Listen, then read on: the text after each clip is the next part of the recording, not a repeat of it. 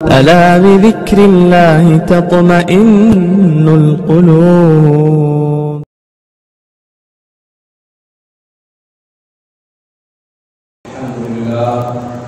الحمد لله نحمده ونستعينه ونستغفره ونؤمن به ونتوكل عليه ونعوذ بالله من شرور أنفسنا ومن سيئات أعمالنا. من يهده الله فلا مضل له ومن يضلله فلا هادي له ونشهد أن لا إله إلا الله وحده لا شريك له ونشهد أن سيدنا وسندنا وشفيعنا وحبيبنا ومولانا محمدا عبده ورسوله. أما بعد، أعوذ بالله من الشيطان الرجيم. بسم الله الرحمن الرحيم. إنما يأمر مساجد الله من آمن بالله واليوم الآخر. صدق الله مولانا العظيم.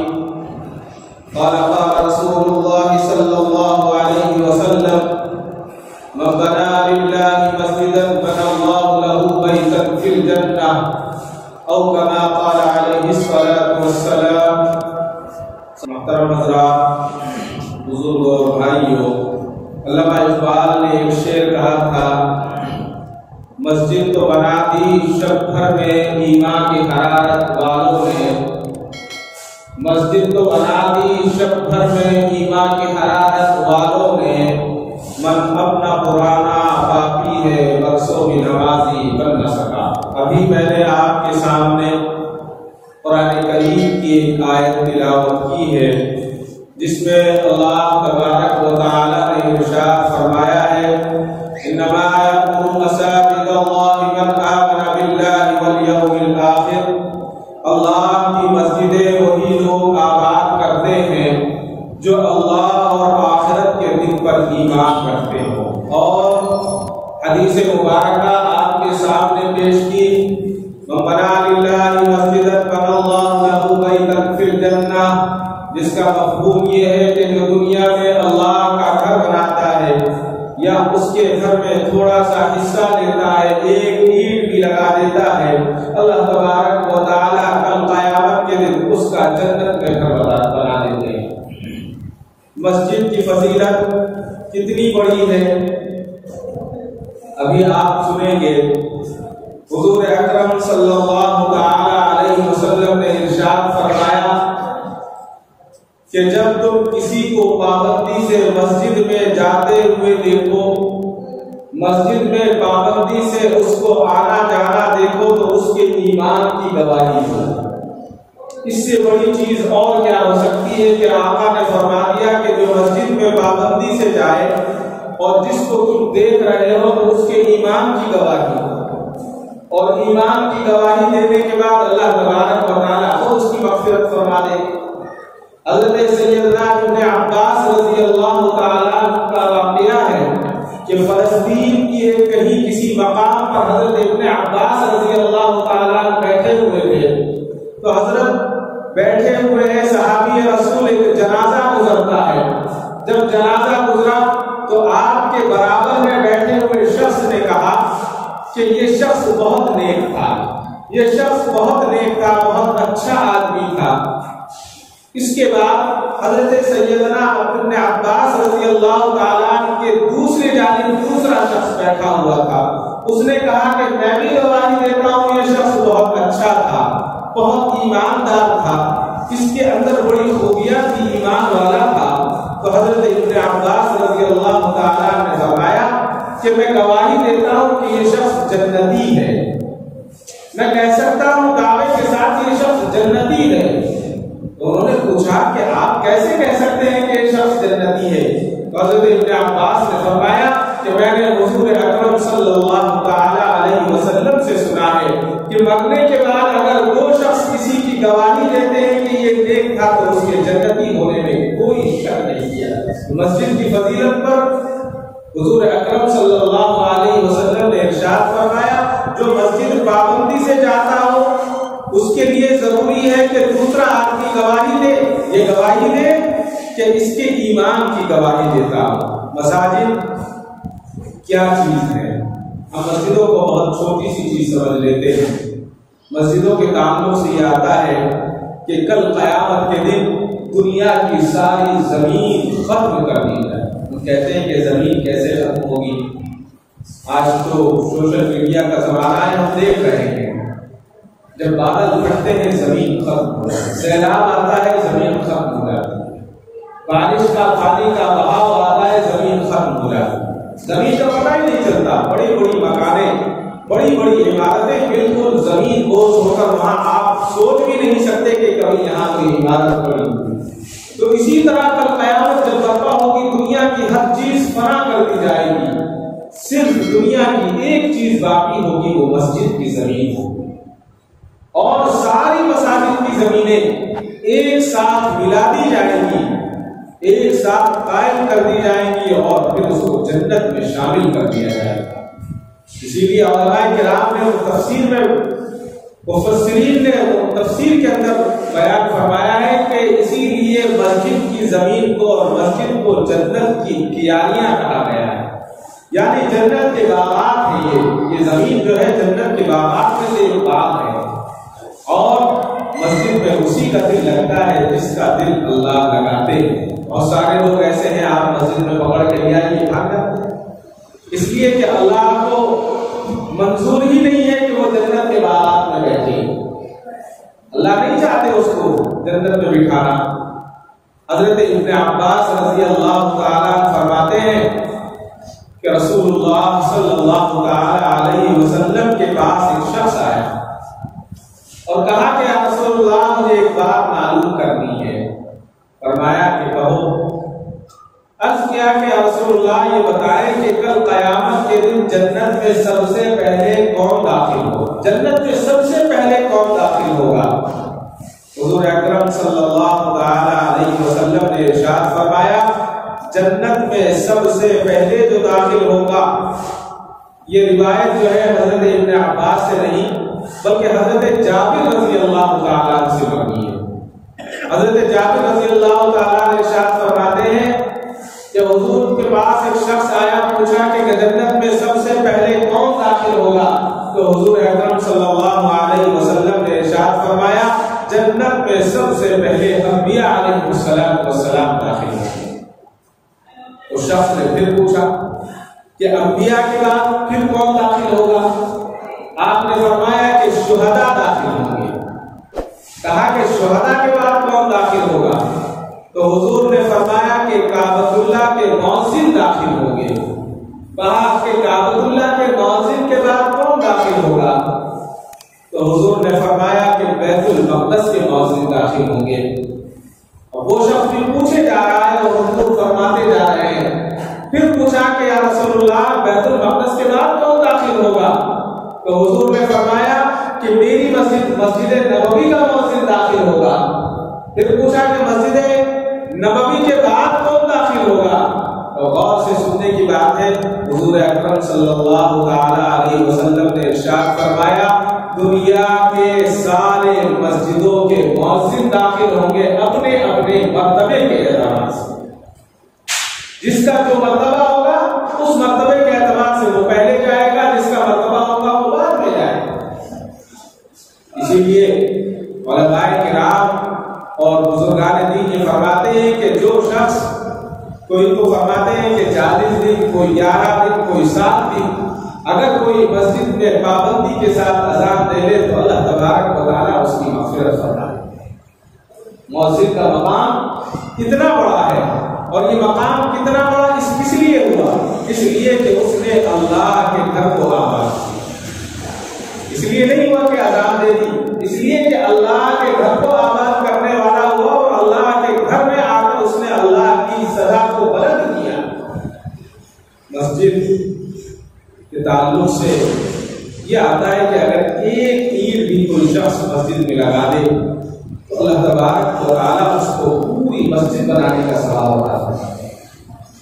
پوری مسجد دنیا کے اندر اللہ تبارک و تعالیٰ نے 4 قسم کے لوگوں کو بھیجا ہے، جس میں سے 2 لوگ بہت خوش قسمت ہیں اور 2 لوگ بدنصیب بتائے گئے۔ سب سے پہلے بتایا گیا دنیا میں سب سے خوش نصیب شخص وہ ہے جس کو اللہ نے علم دیا ہو اور علم کے ساتھ مال دیا. اگر کسی کو اللہ نے علم دیا اور علم کے ساتھ مال دیا اور اس مال کا اور اس علم کا اس نے صحیح استعمال کیا. پہلا استعمال علم کا اللہ کی رضا کے لیے اور اپنے مال کا اللہ کی رضا کے لیے خرچ کرنا، اپنے گھر والوں پر جائز خرچ کرنا، اپنے رشتہ داروں پر جائز خرچ کرنا، اپنے آس پاس والوں پر جائز خرچ کرنا. تو اللہ تبارک و تعالیٰ نے فرمایا، اللہ کے حبیب نے فرمایا کہ اگر دنیا میں سب سے زیادہ خوش نصیب شخص کسی کو دیکھنا ہو اور سب سے زیادہ افضل دنیا میں کائنات میں کوئی آدمی ہے تو وہ یہی آدمی ہے جس کو اللہ نے علم اور مال دیا ہو. علم کا صحیح استعمال اور مال کا صحیح استعمال اگر وہ کرے گا تو اللہ تبارک و تعالیٰ اس کو دنیا کا سب سے افضل شخص بنا دے گا. اور دوسرا شخص بتایا کہ وہ ہے جس کے پاس اللہ نے علم دیا ہے لیکن مال نہیں دیا.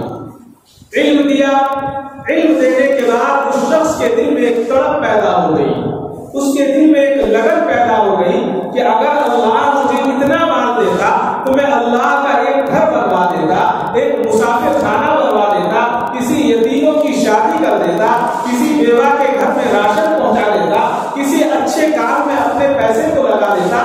ساری کی ساری نیتیں کر رہا ہے، کر رہا ہے، اللہ سے مانگ رہا ہے. اللہ تو ارحم الراحمین ہے، دنیا میں مال تو نہیں دیا لیکن اس نے جتنی نیتیں کی تھی، اس نے جتنے ارادے کیے تھے، اللہ تبارک و تعالیٰ اتنا آج اس کے نامہ اعمال میں لکھ دیتے ہیں. اور کل قیامت کے دن جب دنیا کا سب سے افضل شخص وہاں کھڑا ہوگا اس کے برابر میں یہ بھی کھڑا ہوگا.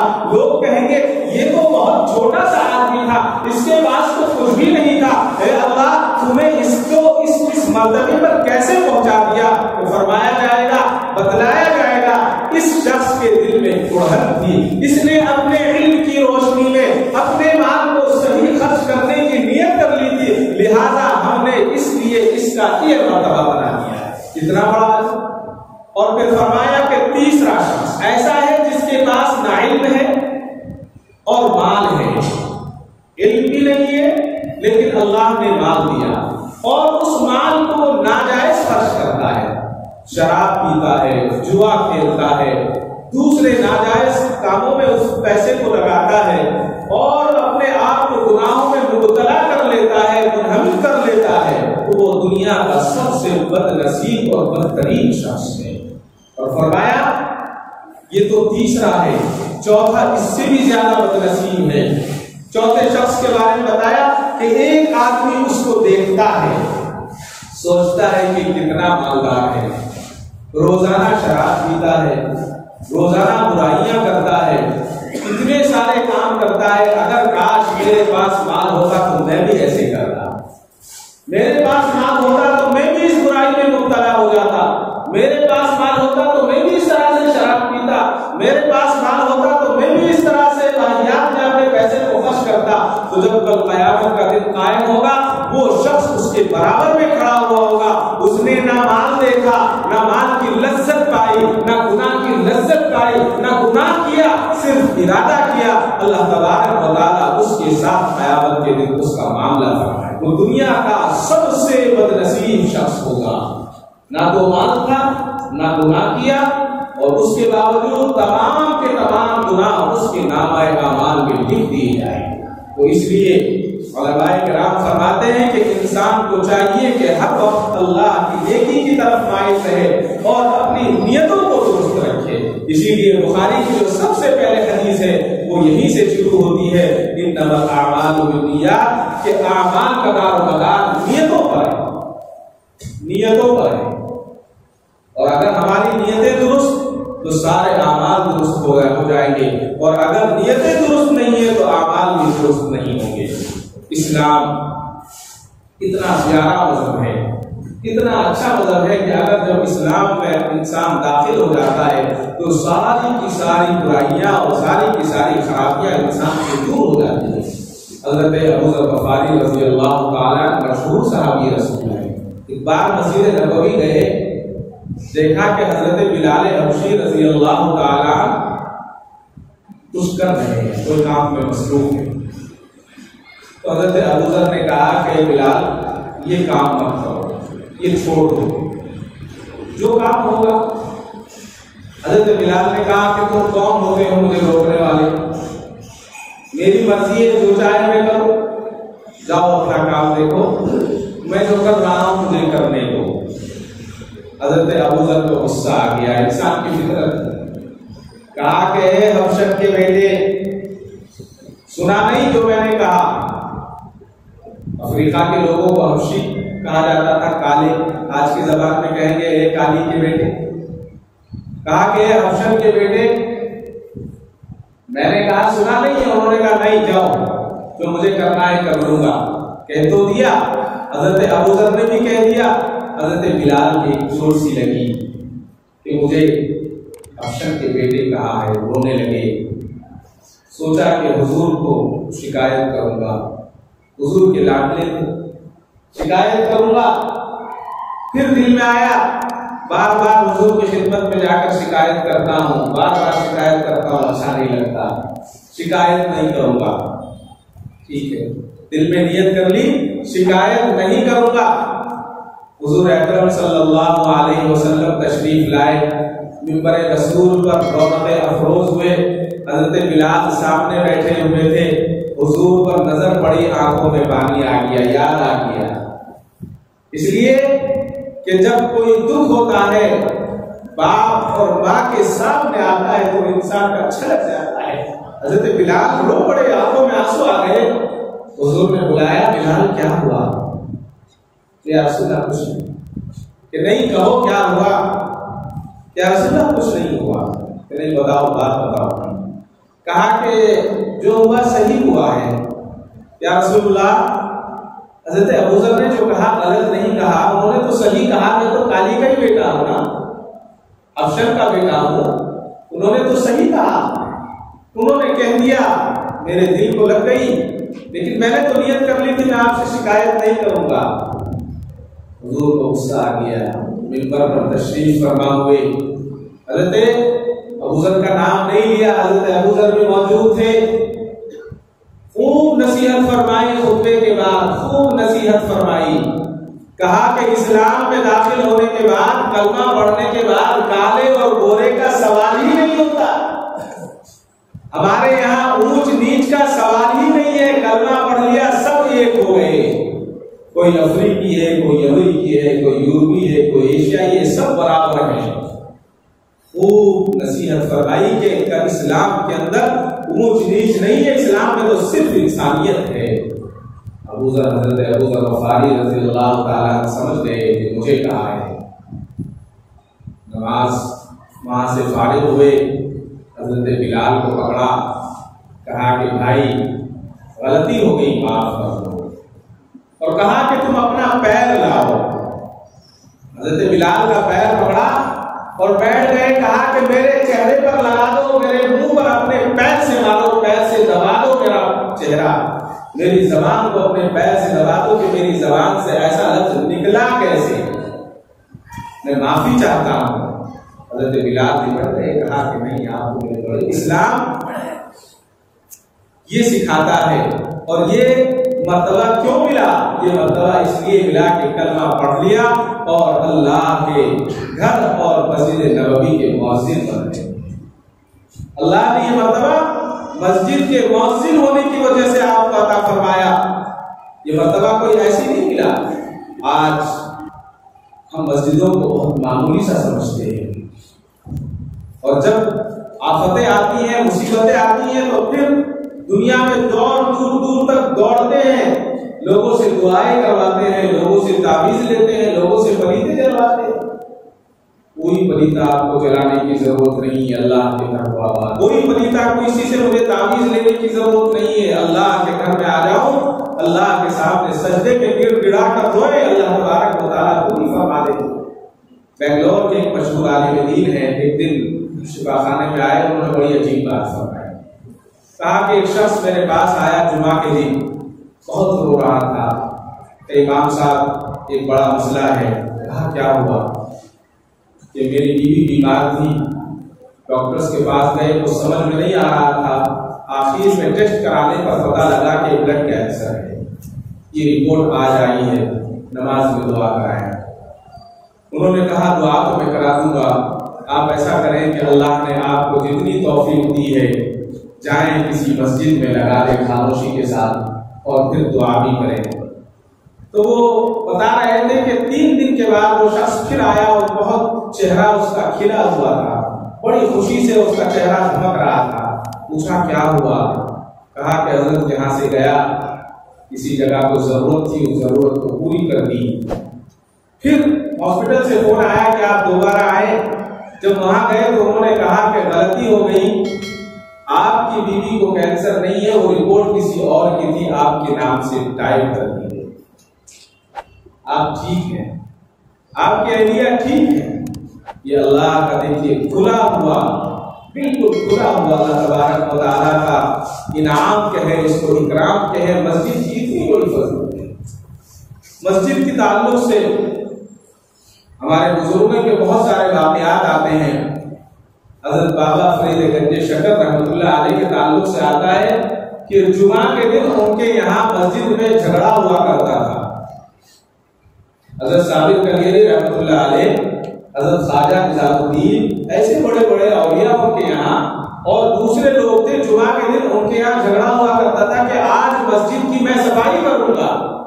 تو آپ کے یہاں ایک دستور بنا ہوا تھا، ایک قانون تھا کہ جمعہ کے روز قرہ اندازی کی جاتی تھی، پرچیاں ڈالی جاتی تھی، سب کے نام کے لکھ کر جس کے نام کی پرچی آ جاتی وہ مسجد کی خدمت پر معمور ہو جاتا اور مسجد کی صفائی کیا۔ اور حضرت جنید بغدادی رحمۃ اللہ علیہ اپنی کتاب بنیت الطالبین میں لکھتے ہیں کہ مسجد کی صفائی کا اگر انسان کو معلوم ہو جائے تو کسی اور کو صفائی کرنے نہیں آتی۔ بتایا کہ مسجد میں اگر ایک گاڑی پڑی ہوئی ہے، ایک دن کا پڑا ہوا ہے، اور اس کو آپ اٹھا کر رکھ لیں یا اٹھا کر باہر پھینک دیں تو بیوی کے مہر ادا کرنے کے برابر اللہ تبارک و تعالیٰ اس کے نامہ اعمال میں ثواب عطا فرمائے۔ کتنا بڑا ثواب۔ اور حضرت بابا فرید الدین گنج شکر رحمۃ اللہ علیہ کا تو بڑا اچھا معمول تھا۔ آپ کے پاس کوئی شخص آتا اور کہتا کہ حضرت میں فلاں چیز میں مبتلا ہوں، فلاں پریشانی میں مبتلا ہوں، تو آپ کوئی وظیفہ بتا دیں، تو حضرت فرمایا کرتے کہ ایک جھاڑو لے لو اور جس مسجد میں صفائی نہ ہو جا کر صفائی کر دو، یہ کام پورا ہو جائے گا، اور وہ کام پورا ہو جائے گا۔ مسجد کا مقام کتنا بڑا ہے۔ مسجد کے تعلق سے جتنا بھی ہم کہیں، جتنا بھی ہم سنیں وہی کم ہے۔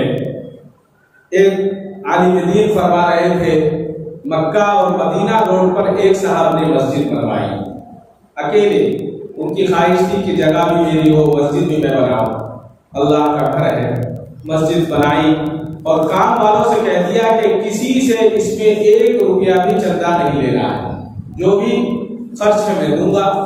دیتے رہے، کام چلتا رہا۔ ایک دن ایسا ہوا کہ جو کام ہو رہا تھا، کام ہونا باقی تھا، مال آنے میں دیر لگی اور 1 موٹا سیمنٹ کی ضرورت تھی۔ تو ان کے برابر میں جو شخص تھا اس نے دیکھا، اس نے کہا کیا ہوا کہ 1 موٹا سیمنٹ کی ضرورت ہے، جب آئے گا دیکھی جائے گی۔ انہوں نے کہا کہ میرے پاس سے یہ لے لگا لیا۔ مسجد تعمیر ہو گئی۔ جب مسجد پوری بن گئی اور مسجد بننے کے بعد مسجد کا افتتاح بھی ہو گیا تو اللہ تبارک و تعالیٰ نے اس شخص کو خواب میں دکھایا۔ اس شخص نے خواب دیکھا کہ مسجد بن گئی ہے اور بننے کے بعد کوئی آواز دے رہا ہے اور کہہ رہا ہے کہ اللہ نے تیری مسجد کو قبول کر لیا ہے اور اللہ اس کے بدلے تجھے جنت میں بہترین گھر عطا فرمائیں گے، اور جس نے اس میں اور حصہ لیا ہے اللہ اس کو بھی عطا فرمائیں گے۔ اب یہ بڑا پریشان ہوا، خواب دیکھ لیا، کوئی بات نہیں۔ دوسرے دن پھر خواب دیکھا کہ اللہ فرما رہے ہیں کہ ہم نے تمہاری مغفرت فرما دی اور جس نے تعاون کیا ہے اس کی بھی مغفرت فرما دی۔ 2 دن خواب دیکھا، بے چین ہو گیا، سارے کام والوں کو بلایا اور کہا کہ یہ بتاؤ اس میں کسی کا پیسہ آپ نے لیا ہے؟ کہا کہ نہیں لیا۔ کہا کہ نہیں، میں نے تو خواب دیکھا ہے، یہ خواب دیکھا ہے کہ اللہ کی طرف سے آواز آ رہی ہے کہ تمہاری مغفرت فرما دی اور جس نے اس میں اور حصہ لیا اس کی بھی مغفرت فرما دی۔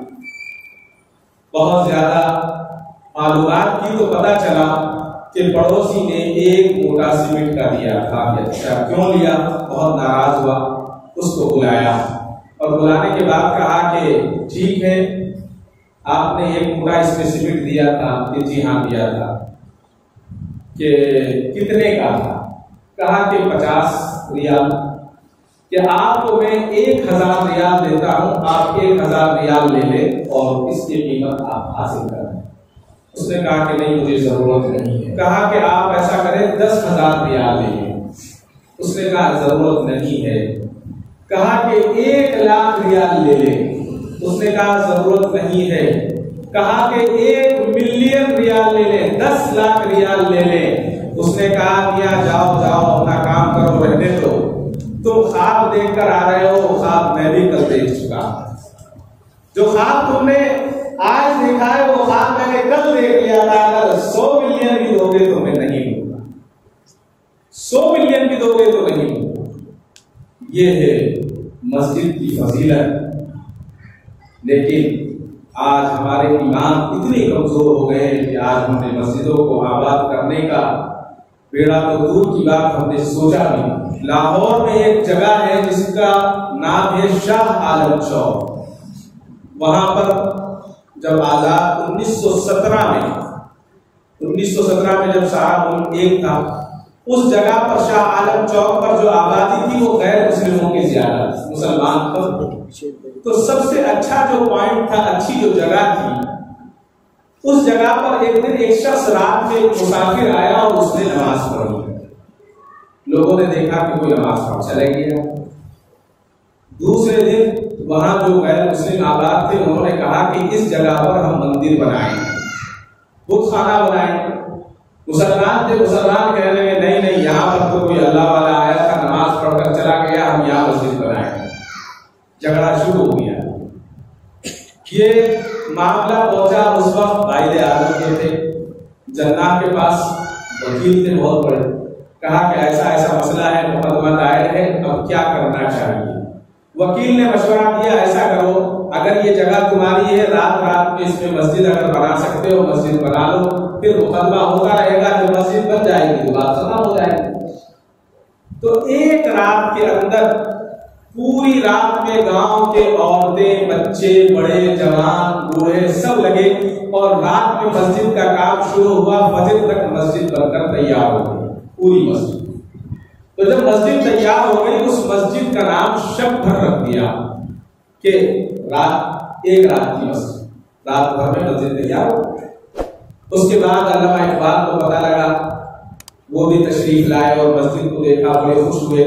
اور پھر آپ نے یہ کہا کہ مسجد تو بنا دی، شب بھر میں ایمان کی حرارت والوں نے مذہب نہ پرانا پاپی ہے برسوں کی نماز کی بند۔ مسجد تو ہم نے بنا لی، پھر مقدمہ دائر ہوا، مقدمہ بھی مسلمان جیت گئے، لیکن ایسے اس سے فائدہ کیا ہے؟ ہمارا ایمان یہ ہے کہ جہاں مسجد بنتی ہے، اللہ کو جہاں منظور ہوتا ہے وہیں مسجد بنتی ہے، اور جب ایک مرتبہ مسجد بن جاتی ہے تو قیامت تک وہ جگہ مسجد ہی رہے گی، کبھی نہیں مسجد کے علاوہ دوسری چیز وہاں بن نہیں سکتی۔ مسجد نبوی کی تاریخ کو اٹھا کر دیکھیے، وقت بہت کم ہے کہ مسجد نبوی کی جو زمین تھی وہ 2 یتیموں کی تھی۔ حضور نے مسجد اگر چاہتے تو بنا لیتے، نہیں بنائی، بلکہ پہلے پوری قیمت ادا کی، اس کے بعد مسجد بنائی۔ اسی طرح سے دنیا زمین پر جہاں بھی مسجد بنتی ہے، سب سے پہلے مسلمان اس کی قیمت کو ادا کرتا ہے اور اس کو جائز اور حلال پیسے سے خریدتا ہے اور پھر مسجد بنتی ہے۔ سب لوگ دیکھتے آ رہے ہیں اور ہمارا یقین ہے۔ اسی طرح سے ابھی جو حال ہی میں فیصلہ ہوا اور اس کالا دن 5 اگست کو جو ایک سیاہ دن ہم قرار دیتے ہیں، جو عمل ہوا ہے، مسجد کو پہلے بند کیا گیا، پھر مسجد کو شہید کیا گیا، پھر ناجائز مقدمات قائم کیے گئے، پھر ناجائز اس جگہ کو قبضہ کیا گیا، اور اب 5 تاریخ کو باضابطہ اس کا سنگ بنیاد رکھ دیا گیا۔ یہ ظلم ہے، ہمیں یقین ہے اور 100% یقین ہے کہ آج نہیں تو کل، کل نہیں تو پرسوں، ایک نہیں تو دو، دو نہیں تو 100 سال کے بعد تمہاری اولاد اس میں دوبارہ آزان دے، تمہاری اولاد خود اذانیں دے گی اسی مسجد میں۔ تاریخ بار بار اپنے آپ کو دہرا رہی ہے۔ دیکھیے اس کو دنیا کی تاریخ، جس مسجد کو سارے یورپ نے مل کر گرجا گھر بنایا، گرجا گھر سے پھر میوزیم بنایا، اللہ نے اس مسجد میں پھر اسی طرح سے آواز، اللہ کی تکبیر کی آواز کو بلند کر، وہی لوگ تمہارے گھروں سے اٹھیں گے اور وہی مسجدوں کو آباد کریں گے۔ اس لیے کہ اگر ہم نے مسجدوں کو آباد نہیں کیا تو اللہ کو ہماری ضرورت نہیں ہے، اللہ کو ہماری ضرورت نہیں ہے۔ اللہ تعالیٰ دوسروں میں سے اٹھائیں گے اور وہ مسجدوں کو آباد کرنے والے ہو گئے۔ حقیقت یہی ہے کہ علامہ صاحب نے کہا تھا تم تو سید بھی ہو، مرزا بھی ہو، افغان بھی ہو، تم تو سید بھی ہو، مرزا بھی ہو، افغان بھی ہو، تم سبھی کچھ ہو، بتاؤ کیا مسلمان بھی ہو؟